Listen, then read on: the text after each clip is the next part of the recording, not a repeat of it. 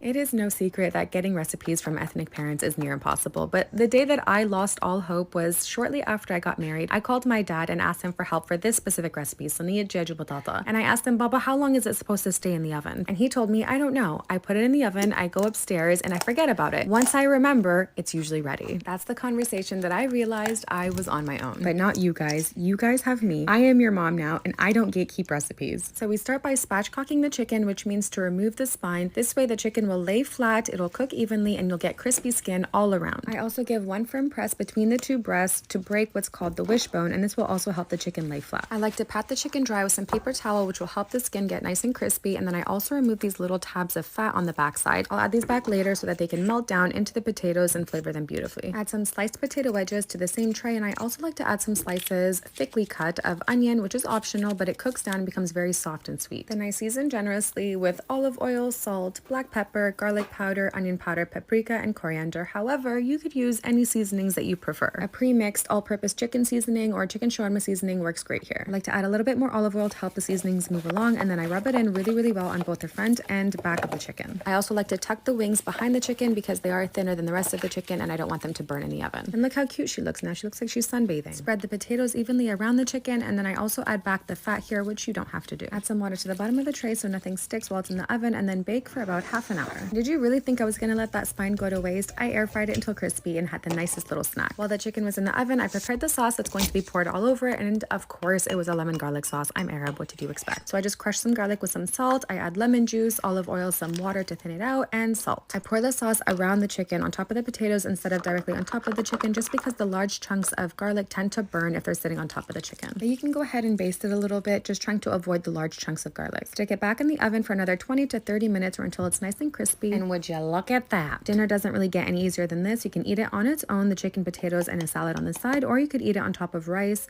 or pita bread that soaks up all the delicious juices on the bottom of the pan. And don't forget to follow me for more delicious recipes with measurements and instructions.